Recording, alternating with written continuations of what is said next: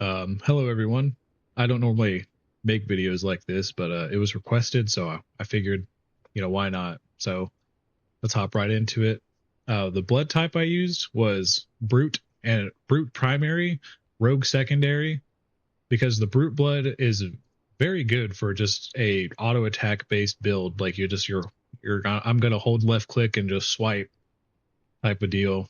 It gives increased primary attack speed and 5% physical power. It gives a primary attack life leech. Sorry about that. And it gives you damage reduction. And then increased maximum health. The heal self doesn't really matter for fights that don't have minions, which Dracula doesn't, because he does on his phase 3, but it doesn't matter. 15% chance to parry an attack, reducing the damage taken, and parrying your attack increases your own physical power by 20%. That's just a nice little steroid because, sometimes you will get hit, sometimes it can proc, sometimes it doesn't. It's whatever. The reason why I chose Rogue Secondary was because it gives increased critical strike chance and 8% increased critical power due to the amount of flat damage you kind of get from Brute. You need a multiplier, so crit chance, really good. And the 50% chance on critical strike to expose armor, just giving you more increased damage. It's really, really nice. Getting into the gear, I wore the Dracula's Grim set for the increased weapon attack speed on each piece. The 2% or the 2-piece primary attack leech really helps a lot too to keep your health up. And damage reduction that stacks with Brute blood, so you just have a lot of damage reduction. It's pretty nice. And then for the amulet, I used the Soul Shard of Dracula. It's just goated. This thing is nuts. It was a very strong ultimate to use against Dracula. Before I killed Dracula, I used Soul Shard of the Monster in place of it because it's pretty good.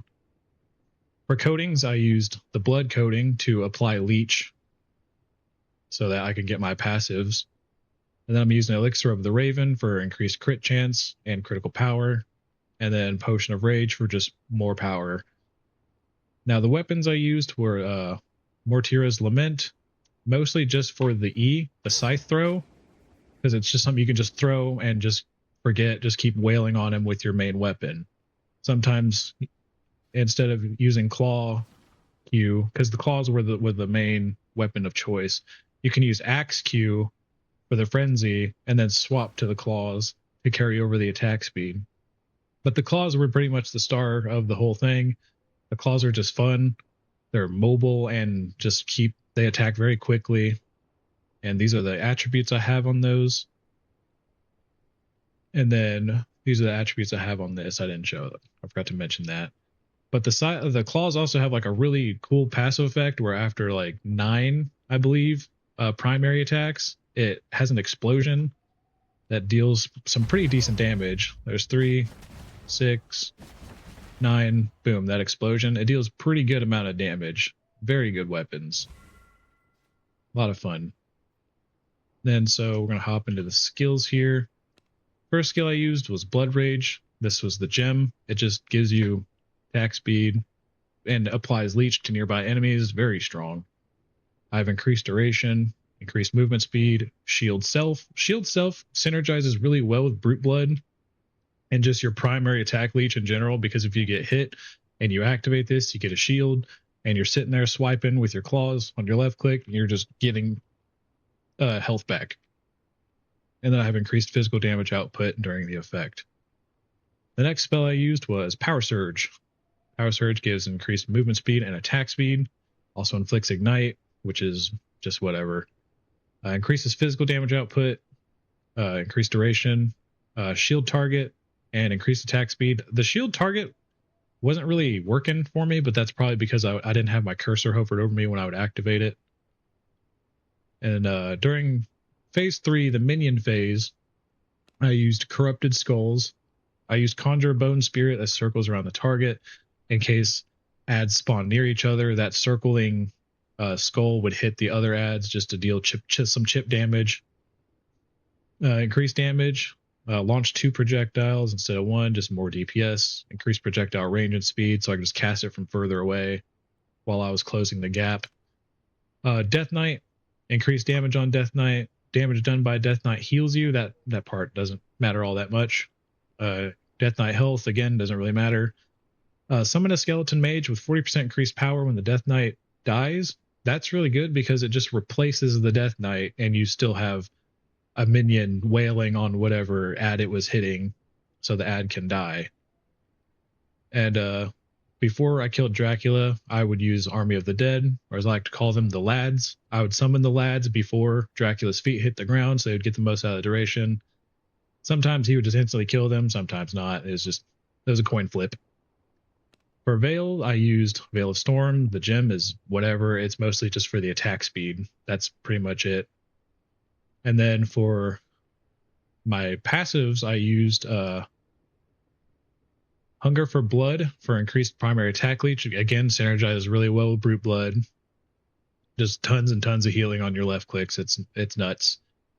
Rampage for increased critical strike chance and attack speed. Again, just attack speed's really good whenever you're just sitting there just holding left click. So good. Lethal Strikes for increased critical power and increased execute damage. Blood Spray for increased crit chance. And just more leech. That's just the name of the game. Just left click and leech. The Blood Orb doesn't matter because it just doesn't, because you're not killing ads actively while you're fighting Dracula, besides on phase 3, which again, it doesn't matter because you'll just be topped off from all the leech anyways. Sanguine Mastery for increased physical power to enemies affected by leech, which is really good because Blood Rage applies leech and the Blood Coating applies leech, so he's pretty much leeched the whole time. It's a really nice synergy together. And last but not least, the ultimate ability I used was Bloodstorm, thanks to the Shard of Dracula. This ultimate is so broken. If you, at the beginning of the fight, if you stand right next to Dracula, when his feet touch the ground and you just activate this, depending on which attack he does, sometimes he'll step off to the side and do a slash. Sometimes he'll slam the ground. If ideally he will do the double slash and slam the ground, or slam the ground double slash. If he does both of those, every bolt is going to hit him and it's going to deal about 2,000 some odd damage. And it's very, very strong. And the ultimate is generally back up during the execute phase. So again, you just start of the execute phase, you just pop your abilities.